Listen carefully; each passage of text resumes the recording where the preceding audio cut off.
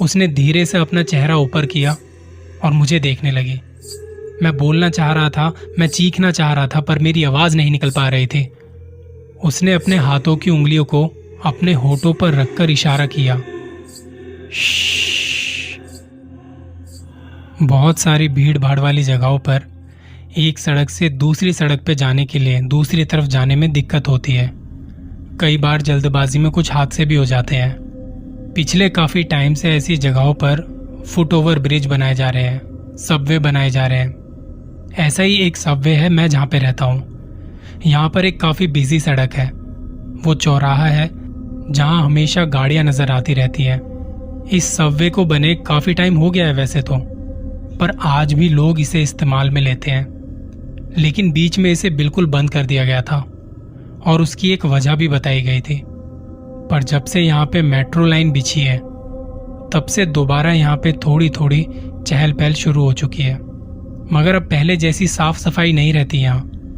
अंदर proper lightning भी नहीं है, पर मजबूरी है, इसका इस्तेमाल करना पड़ता है। दिन के समय तो फिर भी ठीक है, पर रात को ये बहुत डरावना हो जाता है। ये सबवे बना भी कुछ अच्छा खासा बड़ा है। टोटल इसके 4 गेट हैं और एक नया गेट सीधे मेट्रो की तरफ जाता है। लोगों की अपनी अपनी कहानियां हैं यहाँ के बारे में कि रात को ऐसे लगता है अंदर जो छोटे छोटे कमरे बने हैं वहां से कोई 2 आंखें आपको दिखाई देती हैं। कोई कहता है कि रात को ऐसा लगता है जैसे आपके साथ साथ कोई चल रहा है। कोई तो ये भी कहता है कि एक बूढ़ी अम्मा बैठी रहती हैं जो आते जाते लोगों से पैसे मांगती हैं, खाने को मांगती हैं, पर उनका चेहरा कभी किसी को दिखाई नहीं देता। और अगर कभी किसी ने गलती से उनका चेहरा देख भी लिया तो उसके साथ बुरा बुरा होने लगता है। इन सब वजहों से, लोगों की कहानियों से वो सबवे काफी टाइम तक बंद कर दिया गया था। पर अब जब से ये दोबारा शुरू हुआ है तो इसके जो गेट हैं, 4 गेट, उनके खुलने और बंद होने की जो टाइमिंग है वो चेंज हो गई है। पहले खुलते थे सुबह 5 बजे से रात के 11 बजे तक, अब खुलते हैं सुबह 7 बजे से रात के 9 बजे तक। उसके बाद इसके 4 गेट पर ताले लगा दिए जाते हैं। मैं थोड़े टाइम पहले रात को 8:30 बजे के आसपास उसी साइड से आ रहा था। लोग दिखाई दे रहे थे इस टाइम तक, गाड़ियां भी चल रही थी, आसपास दुकानें भी खुली हुई थी। मैंने सोचा कि सबवे से जाते हैं क्योंकि ट्रैफिक सच में ज्यादा था उस दिन और मुझे ऐसे सड़क पार करने में डर भी बहुत लगता है। ऊपर से कोई अपनी गाड़ी रोकना भी नहीं चाहता। खैर, मैं सबवे के अंदर जाने के लिए सीढ़ियां लेता हूँ। सीढ़ियां उतरते ही मेरे लेफ्ट साइड में मेट्रो जाने वाला रास्ता था और राइट साइड में मेन सबवे था। बहुत टाइम बाद मेरा यहाँ पे आना हुआ था। मुश्किल से 3-4 लाइटें ही जल रही थी उसके अंदर, पर इतने बड़े सबवे के लिए वो नाकाफी थी। अब मैं जहाँ खड़ा था वहां से एक रास्ता था सामने की तरफ, एक राइट साइड में और एक लेफ्ट साइड में। मुझे जाना था मेरे लेफ्ट वाले गेट तक, थोड़ा घूम के जाना था और यहाँ से डिस्टेंस होगा करीब 140-150 मीटर के आसपास। मैंने धीरे धीरे जाना शुरू किया क्योंकि अंधेरा था घना। सही बताऊं तो बदबू भी बहुत आ रही थी, पेशाब की बदबू, गुटखे की बहुत बदबू आ रही थी वहां। मेरे सामने 8-10 सीढ़ियां और थी और मैं धीरे धीरे नीचे उतर रहा था।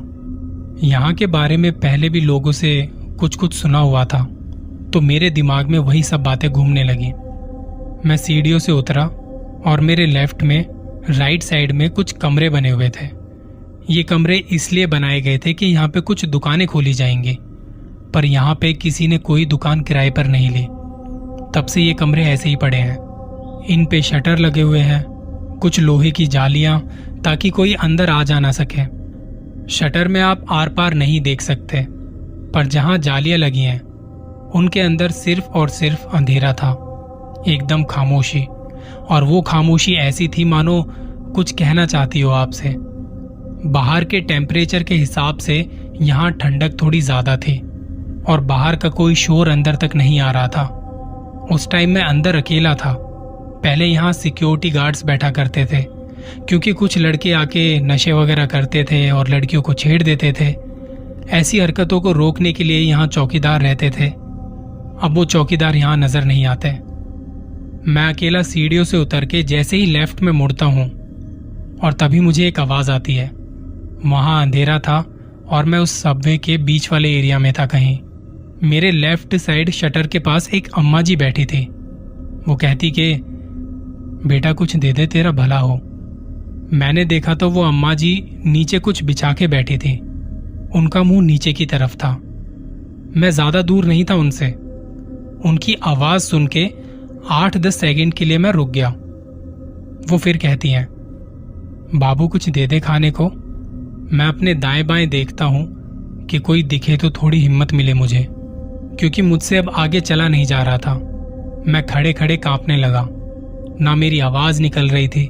मैं उनकी तरफ देख बस शांत सा खड़ा रहा और अगले ही सेकंड वो मेरे बिल्कुल पास आके मेरी टांगों पर हाथ लगा के मांगने लगी। जब उसके खुरदरे हाथ मेरी टांगों पर लगे तो एकदम से मैं होश में आया। उसके बड़े बड़े वो खुरदरे हाथ जिसकी छुअन से मैं कांपने लगा। उसने धीरे से अपना चेहरा ऊपर किया और मुझे देखने लगी। मैं बोलना चाह रहा था, मैं चीखना चाह रहा था, पर मेरी आवाज नहीं निकल पा रही थी। उसने अपने हाथों की उंगलियों को अपने होठों पर रखकर इशारा किया। कोई सुन लेगा, डरो मत, कुछ खाने को है तुम्हारे पास? मैंने अपनी गर्दन हिलाते हुए ना में जवाब दिया और उसने अपनी गर्दन तिरछी करते हुए मुझे देख के कहा, अब मेरी भूख कैसे शांत होगी फिर? ये कहते ही उसकी आंखों में एक चमक देखी मैंने। उसने अपना एक हाथ पीछे किया और उठा के कुछ खाने लगी। वो चबाने की आवाज ऐसी थी जैसे कोई जानवर हड्डियां चबा रहा हो। मेरे मन में ये था कि ये क्या कर रही है, कोई यहाँ क्यों नहीं आ रहा। मुझे तो लगता था लोगों ने फालतू की कहानियां बनाई हुई हैं, पर मैंने जब उस औरत को वहां देखा तो लगा वो कहानियां झूठी नहीं थी। वो बार बार अपने पीछे हाथ करके कुछ न कुछ खाए जा रही थी। खाने के बाद उसने अपना मुंह पूछा और कहा, तुझे पता है मैं कौन हूँ? तभी पीछे से एक सीटी बजाने की आवाज आई। वो कोई चौकीदार था शायद। डंडे की भी आवाज आ रही थी। उस आवाज को सुन के वो औरत एकदम से गुस्से में आ गई। गुस्से में उसकी वो आवाज बड़ी खौफनाक थी। वो चौकीदार की लाठी और सीटी की आवाज हमारे पास आ रही थी। वो मेरे पीछे मेट्रो वाली साइड से आ रहा था। इतने में मेरा मोबाइल बज पड़ा और उसकी रिंग की आवाज वहां गूंज रही थी। वो फोन की आवाज सुन के चौकीदार उस तरफ आने लगा जहां मैं खड़ा था। उसने मुझे पीछे से टॉर्च की रोशनी में देखा और कहा, जल्दी चलो, सबवे बंद करने का टाइम हो गया है। तब मेरी एकदम से आवाज निकली, अंकल मेरी मदद करो। वो जल्दी जल्दी मेरे पास आए। आते ही बोला, क्या हुआ? मैंने कहा, एक औरत थी यहाँ जो मुझे परेशान कर रही थी, कुछ खाने को मांग रही थी। चौकीदार ने कहा, कौन सी औरत, कहाँ है? मैंने कहा, यहीं तो बैठी थी अभी वो। उसने कहा, दारू पी रखी है क्या? मैंने कहा, नहीं अंकल, एक औरत सच में यहाँ बैठी थी और वो बहुत डरावनी थी। चौकीदार कहता, तो कहाँ गई वो? चलो जल्दी, सबवे बंद करने का टाइम हो रहा है और रात को इस सबवे से आया जाए मत करो अकेले। उनसे बात करते हुए मैंने मोबाइल देखा तो घर से फोन था। अंदर नेटवर्क कम आ रहे थे। मोबाइल की फ्लैशलाइट ऑन की और बाहर जाने वाली साइड जल्दी जल्दी चलने लगा। चौकीदार वहीं खड़ा होकर मुझे देख रहा था। मैं बाहर जाने वाली सीढ़ियों पर चढ़ा और गेट के पास आके वापस से पीछे देखा। जो हल्की सी रोशनी हो रही थी अब तक, अब नहीं थी।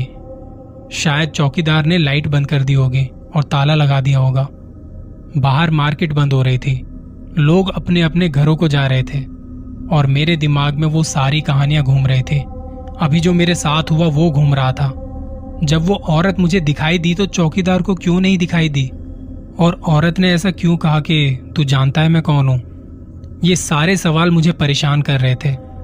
मैं जब घर पहुंचा तो मैंने इस बारे में किसी को कुछ नहीं बताया। पहले ही बहुत ज्यादा डरा हुआ था मैं। अगले कुछ दिनों तक मेरी तबीयत खराब भी रही। मेरा ध्यान हट ही नहीं रहा था वहां से। मैंने अपने फोन में कुछ चीजें गूगल करनी शुरू की। इस सबवे के बारे में पढ़ा, पर कहीं पर भी ऐसा वैसा कुछ नहीं लिखा था। कुछ कहानियां तो थी, पर वो इस सबवे की नहीं थी। इस बात को 2 साल से ज्यादा का समय हो गया है। वहां से कभी आना जाना भी होता है तो उस सबवे को मैं नहीं लेता सड़क पार करने के लिए। वो सबवे आज भी खाली पड़ा रहता है। वहां जो दुकान वाले हैं वो भी बताते हैं कि हमें यहाँ से जब दूसरी तरफ जाना होता है तो हम ऊपर से ही चले जाते हैं, भले ही टाइम ज़्यादा लग जाए, पर हम अंदर से नहीं जाते, सबवे नहीं लेते, मतलब ही नहीं बनता। कुछ लोग मानते हैं, कुछ लोग नहीं मानते। पहले मैं भी नहीं मानता था, मुझे लगता था क्या झूठी कहानियां बनाई हुई हैं। पर जब खुद के साथ हुआ तो पता चला कि कहानियां जो होती है ना कहीं रियल लाइफ से इंस्पायर होती हैं।